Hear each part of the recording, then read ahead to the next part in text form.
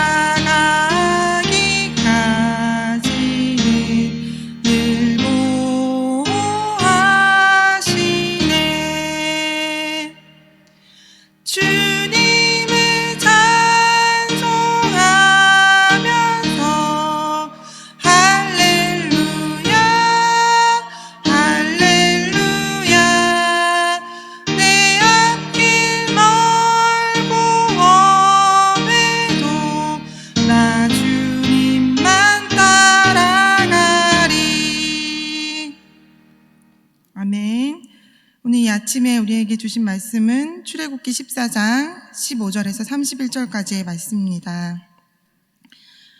출애굽기 14장 15절에서 31절까지의 말씀을 한 목소리로 읽도록 하겠습니다. 여호와께서 모세에게 이르시되 너는 어찌하여 내게 부르짖느뇨?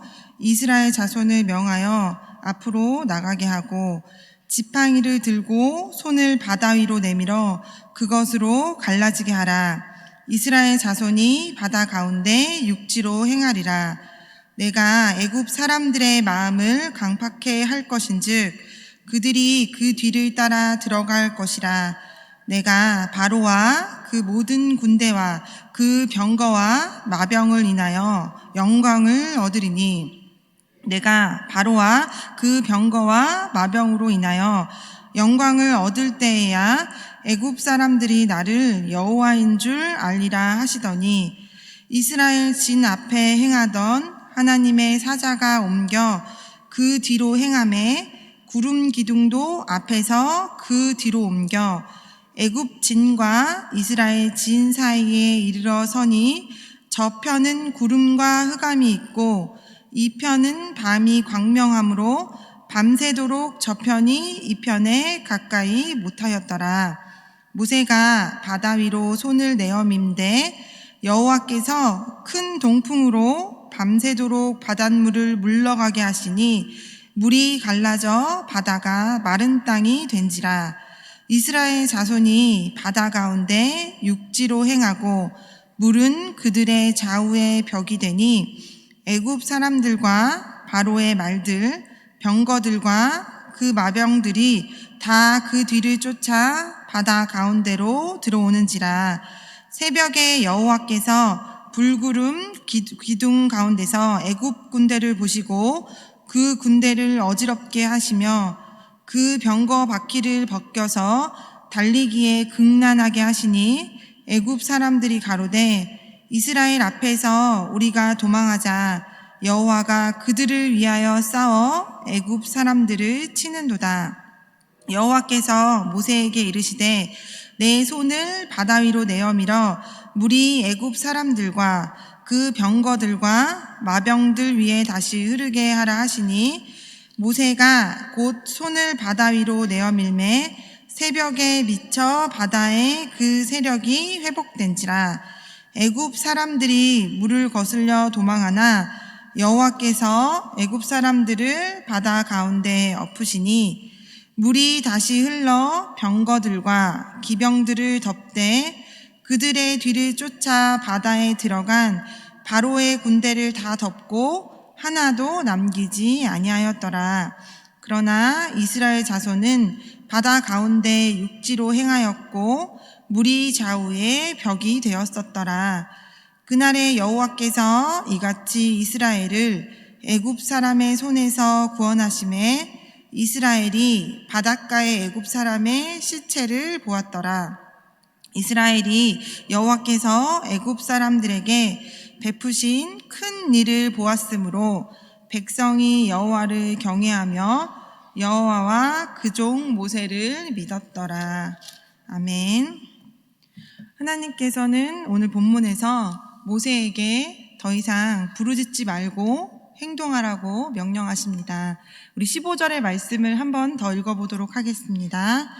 여호와께서 모세에게 이르시되 너는 어찌하여 내게 부르짖느뇨? 이스라엘 자손을 명하여 앞으로 나가게 하고. 하나님께서는 더 이상 어찌하여 내게 부르짖느냐 이렇게 물어보시며 기도하지 못하게 하셨습니다. 어려울 때 기도하는 것이 잘못된 것입니까? 그렇다면 기도는 언제까지 해야 되는 것입니까? 하나님의 뜻을 구하고 하나님을 신뢰할 수 있을 때까지 기도를 쉬지 않아야 할 것입니다. 그리고 하나님의 뜻을 알게 되었을 때 그때는 가만히 기도만 하고 있는 것이 아니라 각자의 역할에 맞게 부르신 그 모습 그대로 움직여야 할 것입니다. 하나님께서는 모세에게 바다를 향해 지팡이를 내밀어 바다를 가르라고 명령하십니다. 이스라엘 백성은 모세의 지시에 따라 움직이라고 명령하십니다.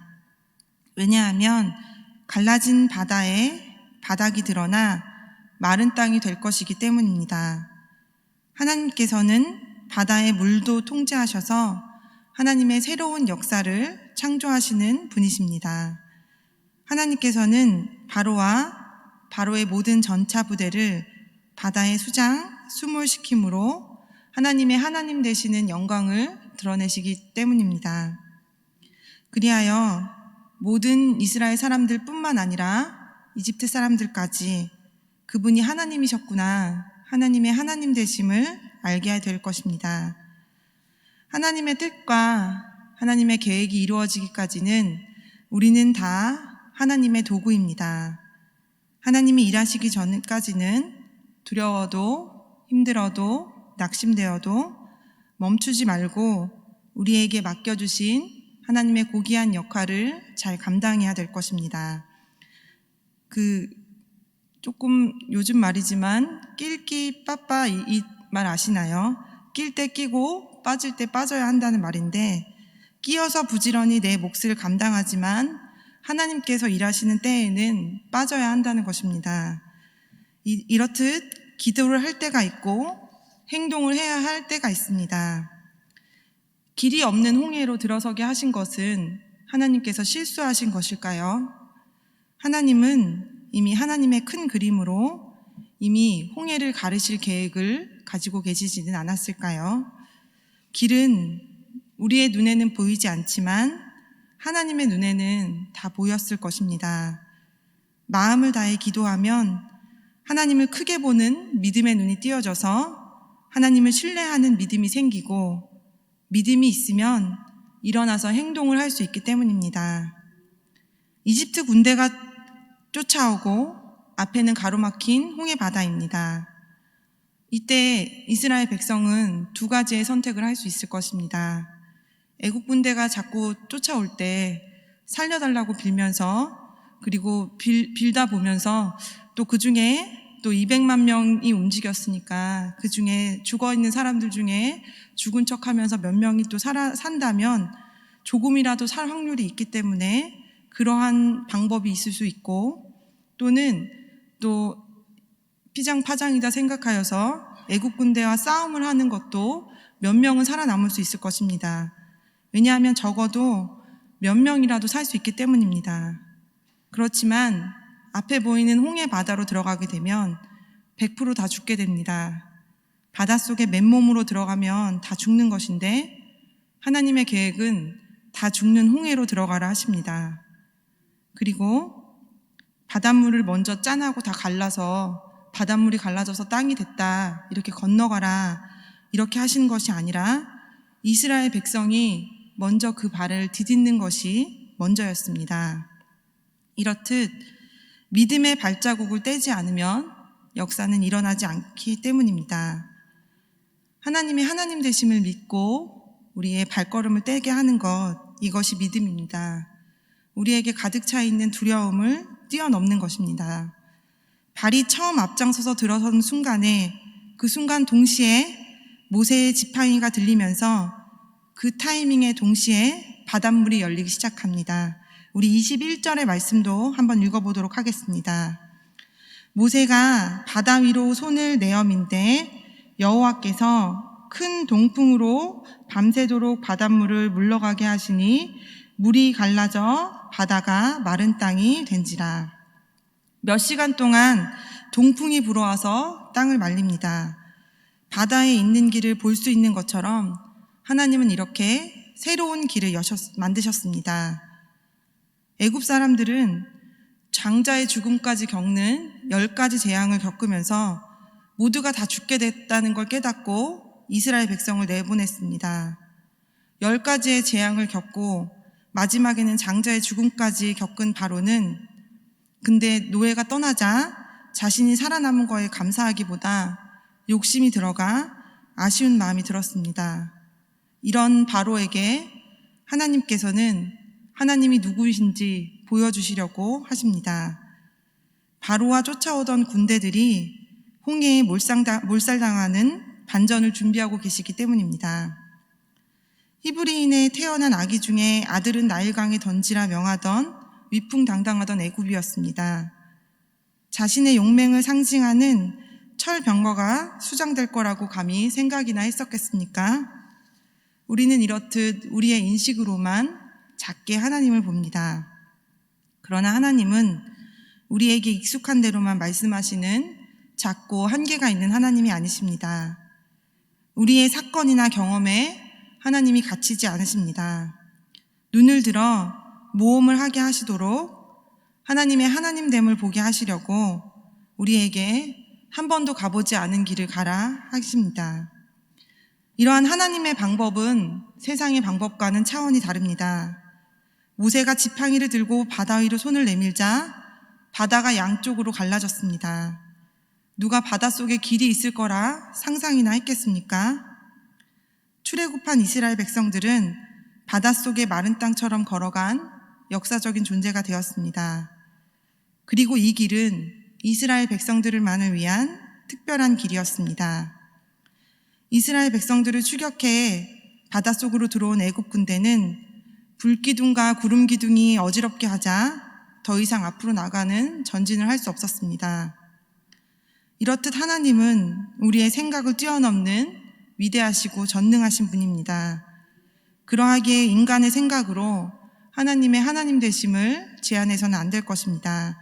이 사건을 이사야서에서는 이렇게 고백합니다. 이사야서 43장 16절에서는 나 여호와가 이같이 말하노라. 바다 가운데 길을 큰 물 가운데에 지름길을 내고 불기둥으로 애굽 군대의 추격을 막으면서 동시에 홍해 바다를 가르신 하나님이십니다. 또 이사야 55장 9절에서는 이 사건을 이렇게 또 표현할 수 있는데 이는 하늘이 땅보다 높음같이 내 길은 너희의 길보다 높으며 내 생각은 너희의 생각보다 높음이니라. 하나님은 우리와 차원이 다르다는 것을 이사야서 55장에서 우리에게 알려주고 계십니다. 우리는 사실 우리 앞에 닥친 문제들을 치워달라고, 그리고 이집트 군대를 피해달라고, 그리고 가로막고 있는 홍해를 만나지 않게 해달라고 그 상황에 급급하여 기도합니다. 그렇지만 하나님은 홍해 바다 정면에 우리를 밀어 넣으십니다. 밀어 넣으시면서 무서움과 두려움에 우리는 너무 막막해집니다. 그렇지만 홍해 바다 뒤에는 약속의 땅이 있습니다. 홍해 바다는 약속의 땅으로 가는 하나님의 길인 것입니다. 진퇴양난처럼 보이는 현실은 이제껏 경험하지 못한 하나님의 크신 능력을 보여주시려는 하나님의 섭리일 수 있습니다. 우리에게 주신 그 믿음은 그 두려움의 한 복판으로 들어가는 것입니다. 200만 명의 이스라엘 백성이 함께 밤새 건너는 바다가 갈라진 육지의 길은 굉장히 폭이 넓은 것으로 유추해 볼 수 있습니다. 한 4, 5천 명이 동시에 시속 2, 3km 정도의 속도로 걸어서 몇 시간 동안 홍해를 건넜을 것입니다. 하나님께서는 바닷속의 마른 땅, 안전한 땅을 만드시고 건너시게 한 것입니다. 이렇듯 하나님이 내시는 길은 안전한 길입니다. 이스라엘 백성들이 처음 들어갔을 때는 겁이 났을 것입니다. 그런 이스라엘 백성들 옆에 애굽 사람들은 수장되어 갑니다. 그치만 이스라엘 사람들만 죽음을 비켜갑니다. 홍해는 이스라엘 백성에게는 구원의 바다이지만 애굽 사람에게는 심판의 바다입니다. 죽어가는 애굽 사람들을 보면서 이스라엘 사람들이 홍해를 건널 때 나도 저 사람들처럼 시체가 되어 있어야 하는데 하나님께서 살려주셨구나, 이렇게 생각하게 될 것입니다. 정상적으로는 다 죽어야 했지만 비정상적으로 살아남은 것입니다. 바로 이것이 은혜입니다. 불경기고 힘들면 다 도산되고 망해야 되는 것이 당연하지만 은혜의 사람은 살아남습니다. 하나님의 사람은 하나님의 때까지 살아남는 것이기 때문입니다. 애굽의 사람들은 홍해에서 애굽의 병거들과 함께 죽었습니다. 그렇지만 이스라엘 사람들은 은혜로 사는 새 사람이 되었습니다. 자신을 살리신 하나님의 법으로 인도함을 받아 하나님이 원하시는 땅으로 가야 할 것입니다. 홍해를 가르신 새로운 길을 내신 하나님께서 지금 여기에 함께 계십니다. 두려움을 버리고 강하고 담대하게 하나님의 구원과 승리를 보는 우리 귀한 성도님들 되시기를 소망합니다. 오늘 본문에서 하나님은 어떤 분이시겠습니까? 어떤 분이십니까? 우리 같이 읽어보겠습니다. 바로의 병거 600대를 수장시킴으로 애굽 사람들과 이스라엘 모두에게 하나님의 영광을 보이시는 분이십니다. 우리 본문의 31절의 말씀도 한번 같이 읽어보도록 하겠습니다. 같이 읽겠습니다. 이스라엘이 여호와께서 애굽 사람들에게 베푸신 큰 일을 보았으므로 백성이 여호와를 경외하며 여호와와 그 종 모세를 믿었더라. 어제 살펴봤을 때는 모세에게 원망하고 불평하고 하나님에 대해서 좋지 않은 감정을 가졌던 이스라엘 백성들이 31절엔 드디어 믿었노라라는 고백으로 끝나는 것을 보게 됩니다. 아무리 강한 군대도 하나님을 이길 수는 없습니다. 하나님은 전능하시고 천하무적의 용사이시기 때문입니다. 이스라엘을 추격해 바닷속으로 들어온 애국 군대는 전진할 수 없었습니다. 새벽에 바다 한가운데 있음을 깨달은 애국 군대는 위험함을 느끼고 도주하려 했지만 모세가 다시 지팡이를 들어 바다를 가리키자 갈라졌던 홍해가 다시 합쳐졌습니다. 애굽이 자랑하던 특별병거 600대와 최정예 마병들은 한꺼번에 바닷속에 수장되었습니다. 다음날 이스라엘 백성은 바다에 떠오른 시체들을 보면서 하나님의 능력을 깨닫고 하나님을 경외했습니다. 하나님이 도우시는 인생이 가장 강한 인생입니다. 인간의 강함보다 하나님의 약함이 승리를 보장하기 때문입니다. 우리 안에 정욕과 혈기를 버리고 주님이 이끄시는 길로 걸어서 진정한 승리를 경험하는 복된 성도의 삶을 살기를 축복합니다. 오늘 본문을 통해서 나에게 주시는 교훈은 무엇이겠습니까? 같이 읽어보겠습니다. 상황이 얼마나 어려운가에 집중하지 말고 내가 주님을 얼마나 신뢰하고 있는지를 점검해 봐야 합니다. 당장 길이 보이지 않는다고 낙심하지 마십시오. 바로가 가까이 온다고도 두려워하지 마시길 바랍니다. 바로보다 더 가까이에 전능하신 하나님이 계십니다. 홍해를 가르신 전능하신 하나님, 우리 대신 싸우시는 하나님이 지금 우리와 함께 여기에 계십니다. 그 하나님만을 의지하시기를 소망합니다. 하나님께서 우리의 인생을 놀랍게 역전시켜 주실 것입니다. 진퇴양난의 상황에서도 하나님을 전적으로 신뢰하기로 작정한 생명을 걸고 드리는 간절한 기도를 받아주셔서 우리의 인생에 하나님의 복이 넘칠 것입니다. 마귀가 아무리 방해해도 주님은 끊임없이 은혜의 기름을 부어주십니다. 이 아침 우리와 함께 하시는 전능하신 주님을 깊이 생각하시기를 소망합니다. 견고한 확신 속에 영원한 피난처이신 주님의 은혜를 누리시기를 축원합니다. 약속의 말씀을 붙잡고 계속해서 전진하는 복된 인생을 사시는 우리 시온의 성도님들 되시기를 축복합니다. 기도하겠습니다. 막막한 현실과 대적하는 사람들로 둘러싸인 이 순간이 하나님을 경험하는 최고의 시간임을 깨닫습니다. 우리의 생각을 뛰어넘어 역사하시는 하나님 앞에 잠잠히 무릎 꿇게 하여 주시기를 원합니다. 바닷길을 여셔서 마른 땅을 걷게 하시는 하나님을 따라 담대히 일어서기를 소망합니다. 선하신 하나님의 역사와 권능의 손길을 체험하는 복된 날 되게 하여 주시옵소서. 우리 예수님의 이름으로 기도합니다. 아멘. 이제 주님의 말씀으로 축복합니다. 여호와는 내게 복을 주시고 너를 지키시기를 원하며 여호와는 그 얼굴로 내게 비추사 은혜 베푸시기를 원하며 여호와는 그 얼굴을 내게로 향하여 드사 평강 주시기를 원하노라. 아멘.